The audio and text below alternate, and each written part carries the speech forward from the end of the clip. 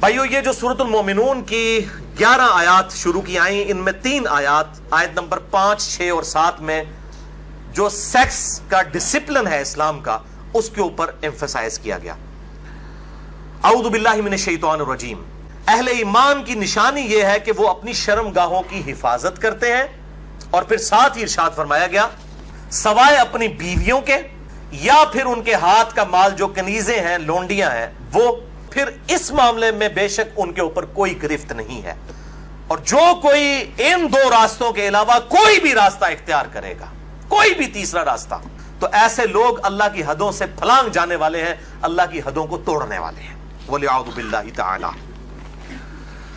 بھائیو ان آیات سے بالکل واضح ہو گیا کہ اہل ایمان کی شرمگاہوں کا جائز استعمال صرف اپنی بیویوں اور اپنے ہاتھ کا مال لونڈیوں اور کنیزوں کے ساتھ ہے۔ بھائیو اسلام نے جو میاں بیوی کا جو ریلیشن شپ ہے، اس کے حوالے سے جو توہمات پائی جاتی تھیں اسلام سے پہلے بھی اور آج بھی ہمارے پڑوسی ملک کے اندر، ہندوؤں کے معاشرے کے اندر جو توہمات پائی جاتی ہیں، اس کو کنڈیم کیا، اور سورۃ البقرہ کی آیت نمبر 223 اس حوالے سے بڑی اہم ہے۔ اعوذ باللہ من الشیطان الرجیم، بسم اللہ الرحمن الرحیم۔ نساؤکم حرث لکم، تمہاری بیویاں تمہاری کھیتیاں ہیں۔ فأتوا حرثکم انا شئتم، پس اپنی کھیتیوں کے پاس آؤ جہاں سے تمہاری مرضی ہو۔ یعنی اپنی بیویوں کے ساتھ تعلق قائم کرو، خواہ آگے سے خواہ پیچھے سے، لیکن ہونا اس جگہ پہ چاہیے کہ جو کھیتی کا مقام ہے۔ کھیتی کیا ہوتی ہے؟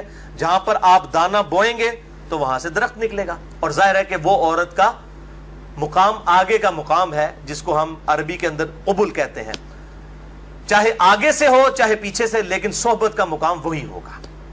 اس کھیتی کی طرف آؤ، یعنی وہاں پر بیج بو، اللہ تعالیٰ تمہیں اولاد دے گا۔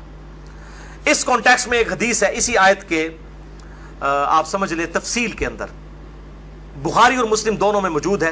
صحیح بخاری میں 4528، صحیح مسلم میں 3535 اور مشکات میں 3183، کہ یہودیوں کا یہ عقیدہ تھا کہ اگر کوئی شخص اپنی بیوی کے ساتھ پچھلی سائیڈ سے صحبت کرے، یعنی صحبت تو صحیح جگہ پر کرے لیکن بیک سائیڈ سے، تو اس کی اولاد بھینگی پیدا ہوگی۔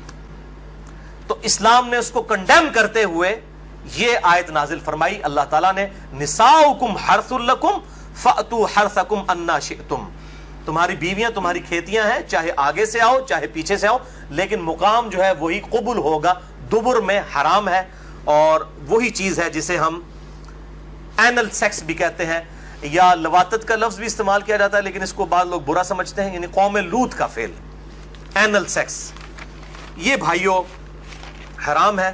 اب میں اس پہ بھی تھوڑی گفتگو کروں گا۔ یہ میں جتنی باتیں کر رہا ہوں، میرے سے جو لوگ واقف ہیں شروع سے، ان کو پتا ہے کہ میں اپنی طبیعت پہ جبر کر کے یہ ساری باتیں ریکارڈ کروا رہا ہوں، یعنی میری عام گفتگو اس طریقے سے نہیں ہوتی کسی کے ساتھ، لیکن اب یہ مسئلہ ہے کہ یہ چیزیں ریکارڈنگ میں آئیں تاکہ ہمارے نوجوانوں تک حق بات پہنچے۔ بیویوں کے ساتھ مکمل طور پر جنسی تعلق، سیکچول ریلیشن شپ، اس کی اجازت ہے سوائے قوم لوط کے عمل کے، جسے اینل سیکس کہتے ہیں، یعنی دبر کے اندر صحبت کرنا۔ اس حوالے سے بڑی وعیدیں آئی ہیں۔ نکاح نہیں ٹوٹے گا، یہ جو پبلک کے اندر مشہور ہے نا کہ نکاح ٹوٹ جاتا ہے، نکاح نہیں ٹوٹے گا، حرام فعل ہے۔ توبہ کریں، اللہ تعالیٰ سے مغفرت کریں، اور اپنے معاملات کو مستقبل کے لیے سیدھا کر لیں۔ نکاح نہیں ٹوٹے گا، توبہ سے معاملہ جو ہے ریزالو ہو جائے گا۔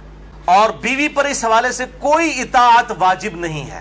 اب اکثر لوگ جو ہیں وہ رابطہ کرتے ہیں اس حوالے سے، مطلب کئی عورتیں ہیں ان کی مائیں رابطہ مجھ سے کر لیتی ہیں فون کے اوپر کہ جی اس طریقے سے لوگ جو ہیں وہ مطلب مجبور کرتے ہیں ہماری بیٹیوں کو اسی اینل سیکس کے اوپر، اور ہم طلاق لے لیں یا اس طرح کے معاملات، اور وہ پھر جھانسا دیتے ہیں جی کہ خاوند کی چونکہ اطاعت واجب ہے اس لیے جو ہے وہ بیویوں کو چاہیے کہ وہ حکم مانے۔ بھئی خاوند کی جو اطاعت ہے وہ اللہ تعالیٰ کی باؤنڈریز کے اندر اندر ہے، جہاں پر وہ اللہ اور اس کے رسول عز و جل و صلی اللہ علیہ وآلہ وسلم کی حدوں کو پھلانگیں گے پھر کوئی اطاعت نہیں ہے۔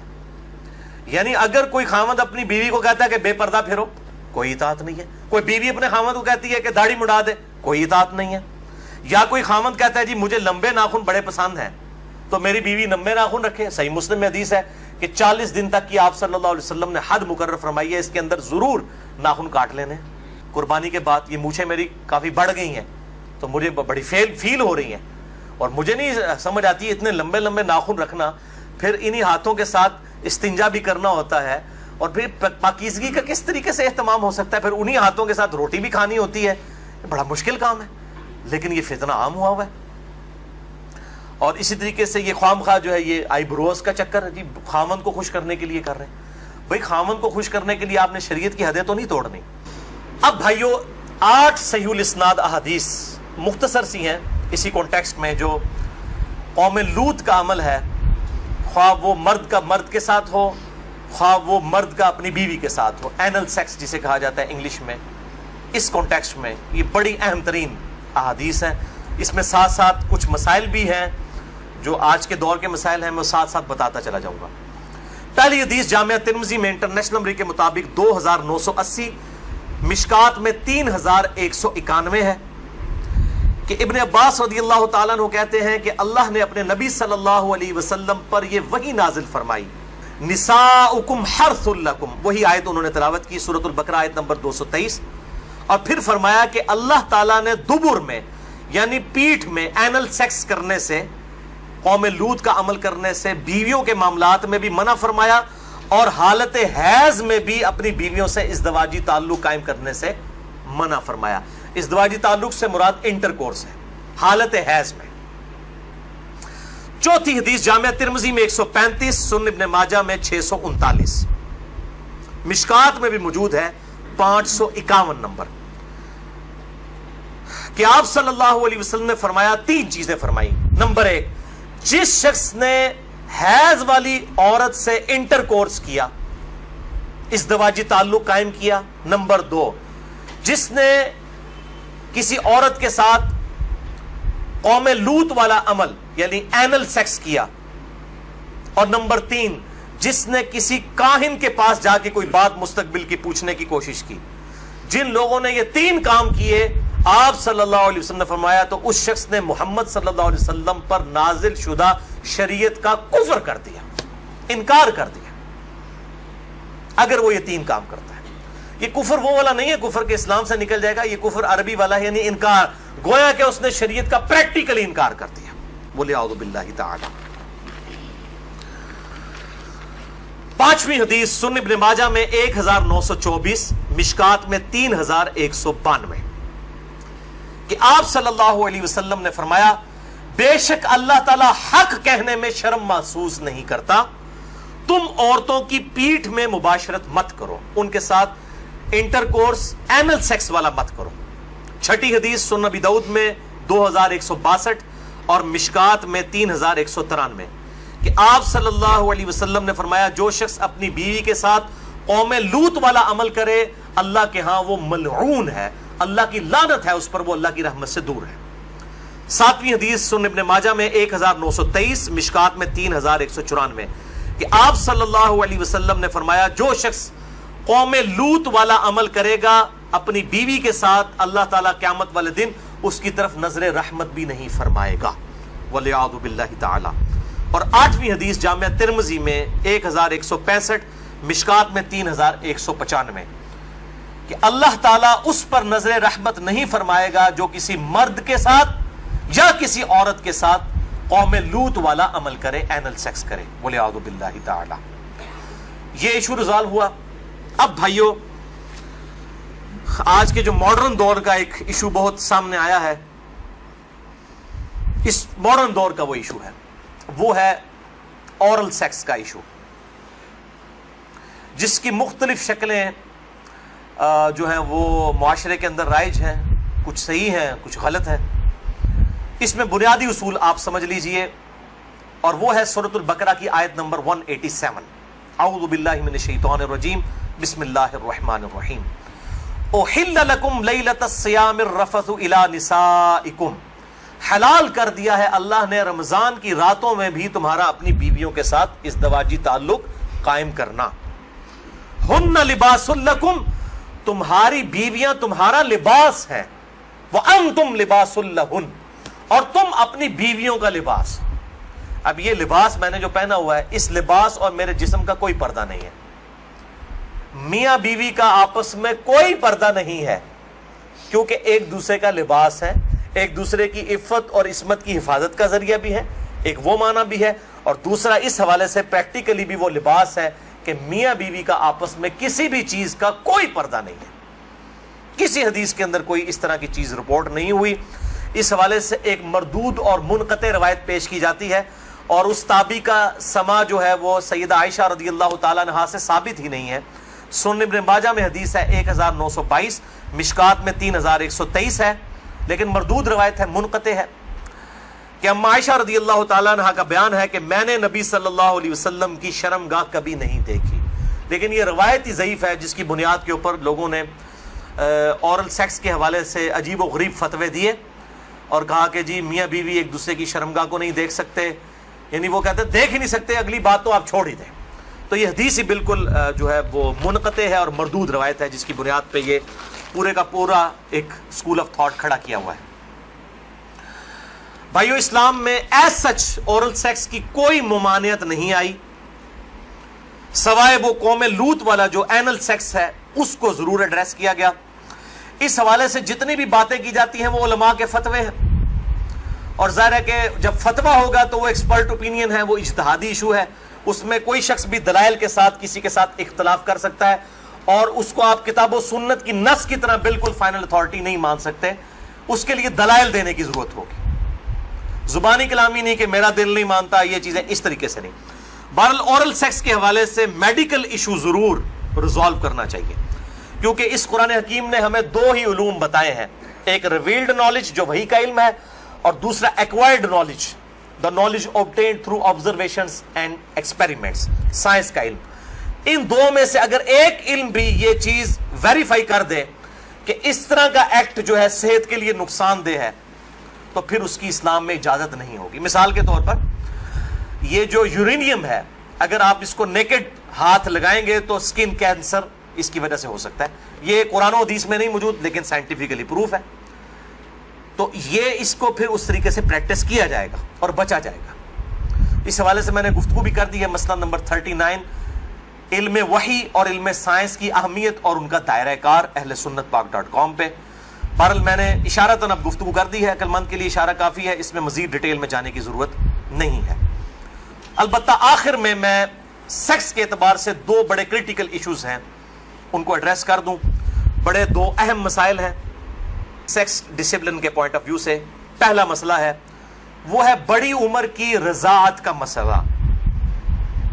یعنی اگر میں کھل کے بیان کروں کہ اگر کوئی مرد اپنی بیوی کے پستان سے دودھ پی لے تو کیا اس سے رضاعت ثابت ہوگی, کیا نکاح ٹوٹ جائے گا, کیا اس طرح کا کوئی معاملہ ہو جائے گا؟ کیونکہ امام ابن تیمیہ نے اس قسم کا فتویٰ دیا, اور وہ آج تک جو ہے وہ اہل حدیث کے گلے میں فٹ ہوا ہے. سارے تو نہیں, مطلب جو اہل علم ہے وہ تو سمجھتے ہیں کہ فضول فتویٰ تھا, ان کے نزدیک تو اس طریقے سے رضاعت ثابت ہو جائے گی اور نکاح بھی ٹوٹ جائے گا. تو میں اس کو ایڈریس کرتا ہوں. صحیح بخاری اور صحیح مسلم کی متفقن علیہ حدیث ہے. بخاری میں 5099 5099, مسلم میں 3568 3568, اور مشکات میں بھی ہے انٹرنیشنل نمبر کے مطابق 3161, کہ آپ صلی اللہ علیہ وسلم نے ارشاد فرمایا کہ جو رشتے دودھ کی وجہ سے, جو رشتے جو ہے وہ نسب کی وجہ سے حرام ہوتے ہیں, وہی رشتے دودھ پینے کی وجہ سے بھی حرام ہو جاتے ہیں. یعنی اگر دو مختلف ماں باپ والے بچوں نے کسی ایک کامن عورت کا دودھ پی لیا ہے, تو اس عورت کی جو اولاد ہے وہ ان کے بہن بھائی بن جائیں گے دودھ کے رشتے کی وجہ سے. تو جس طریقے سے نسب جو ہے وہ حرمت والا رشتہ بنا دیتا ہے, اسی طریقے سے رضاعت کا رشتہ دودھ پینے کی وجہ سے بھی اسٹیبلش ہوتا ہے, اور وہ ایک دو بار دودھ پینے سے نہیں. وہ صحیح مسلم میں 3597 نمبر حدیث ہے, مشکات میں 3167 3167, کہ کم از کم 5 مرتبہ اگر کوئی عورت دودھ پلا دے کسی بچے کو, تو پھر وہ بچہ جو ہے اس عورت کی جو ڈائریکٹ اپنی اولاد ہے اس کا وہ بہن بھائی بن جائے گا 5 دفعہ کم از کم. تو وہ محرمات ابدیہ میں داخل ہو جائے گا، جن کا ذکر سورۃ النساء کی آیت نمبر 23 چوتھے پارے کی آخری آیت ہے سورۃ النساء آیت نمبر 23 میں ہمیشہ کے لیے جو حرمت والے رشتے ہیں، یعنی ماں باپ کے ساتھ، اس طریقے سے دادی دادا، اس طریقے سے چچا تایا ماموں، یہ سارے رشتے جو حرمت والے ہیں وہ اسی ایک آیت کے اندر بیان ہوئے ہیں سورۃ النساء آیت نمبر 23۔ بھائیو، اس حوالے سے جو احادیث کچھ پیش کی جاتی ہیں کہ اگر کوئی عورت پیالے میں اپنا دودھ نکال کے کسی مرد کو پلا دے تو وہ اس کے ساتھ حرمت والا رشتہ اس کا اس طریقے سے بن جائے گا، تو وہ اس کے لیے محرم ہو جائے گی، تو وہ احادیث منسوخ ہیں، اور ان کی ناسخ حدیث صحیح بخاری اور صحیح مسلم دونوں میں موجود ہے۔ اب امام ابن تیمیہ ان حدیثوں کے اوپر عمل کر کے انہوں نے فتویٰ دے دیا کہ اگر کوئی مرد اپنی بیوی کا دودھ پی لے تو نکاح بھی ٹوٹ گیا، ہمیشہ کے لیے وہ حرام ہو گئی، اور یہ سارا معاملہ، حالانکہ یہ حدیث موجود ہے بخاری اور مسلم دونوں میں۔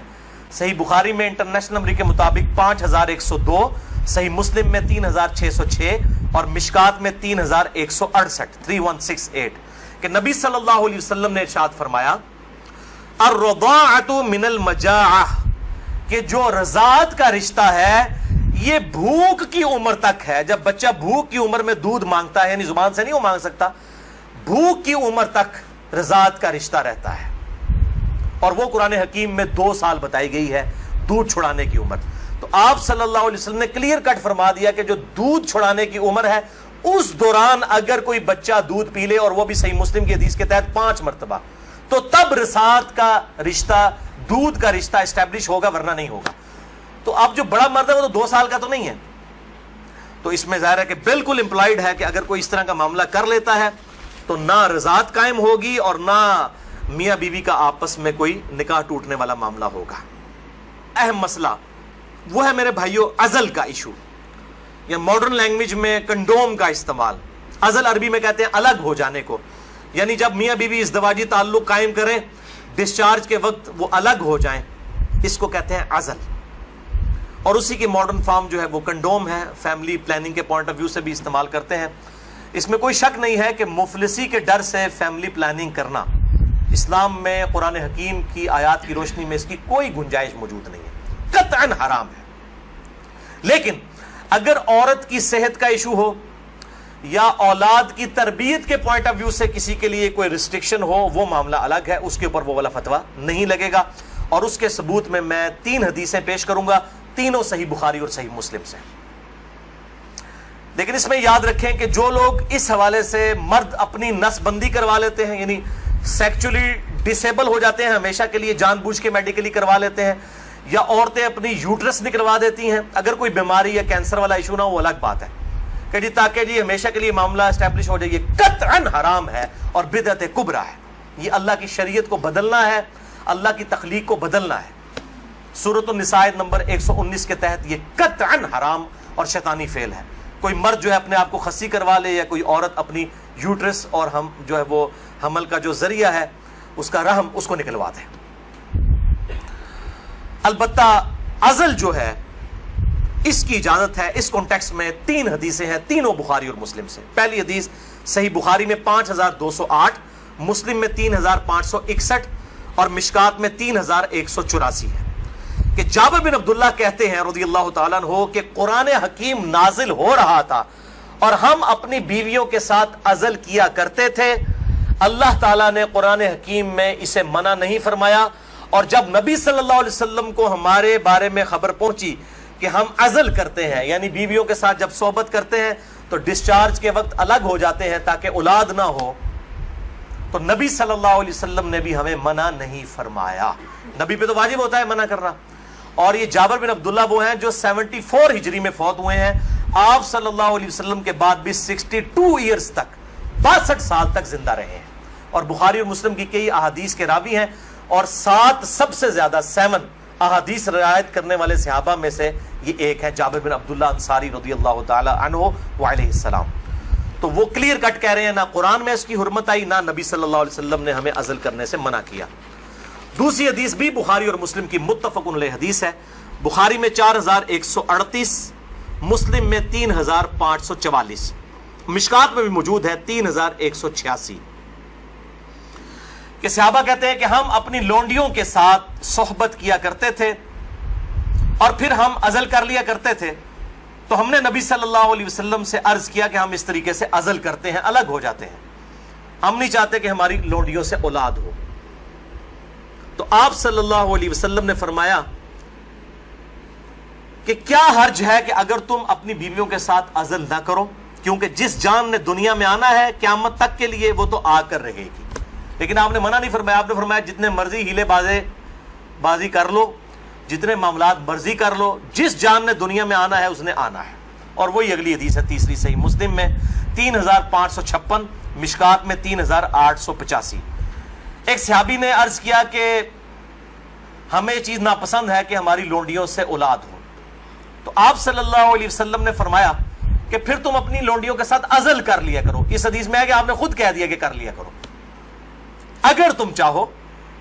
پھر آپ نے ساتھ ہی فرمایا لیکن جو جان مقدر ہے دنیا میں آنا وہ آ کر رہے گی. یہی ہوتا ہے, وہ جناب وقفے کرتے رہتے ہیں, اکٹھے ہی 3 بچے ہو جاتے ہیں, پھر سارے کے ساتھ وہ کہتے ہیں پتہ ہی نہیں چلا. پتہ تو نہیں چلے گا, ظاہر ہے یہ معاملات تو اللہ کے ہیں. اور آپ کو بتاؤں یہ جو اولاد والا معاملہ ہے یہ خالصتاً اللہ تعالیٰ نے اپنے پاس رکھا ہے. کئی پیغمبر ہیں جو بے اولاد ہیں, اور سورہ شورا کے آخری رکوع میں آیا اللہ تعالیٰ جسے چاہتا ہے بیٹے دیتا ہے, جسے چاہتا ہے بیٹیاں دیتا ہے, جسے چاہتا ہے دونوں دیتا ہے, جسے چاہتا ہے بے اولاد رکھتا ہے. نبی صلی اللہ علیہ وسلم کی ساری بیویاں بے اولاد ہیں سوائے حضرت خدیجہ کے, یا ایک سیدہ ماریہ ہے, ان سے ایک بیٹے ابراہیم پیدا ہوئے, وہ بھی فوت ہو گئے. آپ کی ساری اولاد حضرت خدیجہ سے ہے, باقی آپ کی بیویاں جتنی ہیں وہ بھی بے اولاد ہیں. کیا ان کو اولاد کی تمنا نہیں ہوگی؟ سیدہ عائشہ کو, سیدہ حفصہ کو ہوگی, لیکن یہ ایکسکلوسیو اللہ تعالیٰ کا ڈیسیجن ہے. تو آپ صلی اللہ علیہ وسلم نے فرمایا کہ جو جان مقدر ہے وہ آ کر رہے گی. پھر کچھ عرصے کے بعد وہ صحابی حاضر ہوئے اور کہا یا رسول اللہ میری لونڈی جو ہے وہ تو امید سے ہے, حاملہ ہو گئی ہے. آپ نے فرمایا میں نے تجھے کہا نہیں تھا کہ جو اولاد مقدر میں ہے وہ آ کر رہے گی, اس کو کوئی نہیں روک سکتا. تو یہ چیزیں یعنی انسان اگر سمجھتا ہے رک جائے تو ایسا نہیں. لیکن یہ یاد رکھیے یہ لونڈیوں والا معاملہ ہے جو آزاد عورت ہے, کیونکہ ہماری بیویاں تو لونڈیاں نہیں ہوتی ہیں, تو آزاد عورتیں ہیں. آزاد عورت کے ساتھ عزل کرنے کے لیے بیوی کی اجازت کی بھی ضرورت ہے. مرد اپنی مرضی سے یہ ڈیسیژن نہیں کر سکتا. یہ ساری احادیث لونڈیوں سے ریلیٹڈ ہے. آزاد عورت اور بیویوں کے معاملے میں میاں بیوی دونوں کا راضی ہونا ضروری ہے. لہذا اس حوالے سے صحیح مسلم سے ایک حدیث جو پیش کی جاتی ہے اور کچھ اور روایتیں کہ عزل کرنا گویا کہ زندہ بچے کو گاڑ دینا ہے یا اولاد کا قتل ہے, وہ تمام احادیث کراہت کے اوپر مبنی ہے یا پھر وہ منسوخ تصور کی جائیں گی ان احادیث کی روشنی میں. اور الحمدللہ اسی پہ امت کا اجماع ہے.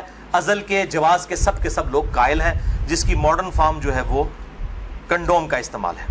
لیکن اگر ایک دفعہ پریگنینسی آئیڈینٹیفائی ہو جائے, خواہ ایک دن کی ہو, لوگ پوچھ رہے ہوتے ہیں جی علیحدہ 40 دن ہی گزرے نا جی, 40 دن کے اندر ایک دن کی بھی پریگنینسی ہو, اس کو ضائع کروانا قطعاً حرام گناہ کبیرہ ہے, اولاد کا قتل ہے, خواہ ایک دن کی ہو.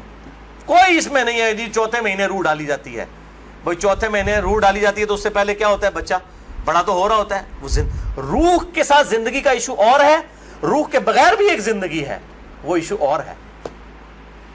وہ بھی تو بچہ جو ہے ایک ایمبریو سے ایک جو ہے وہ جنین سے معاملات بڑھتے بڑھتے آگے جاتے ہیں, تو وہ بھی ایک زندگی ہے.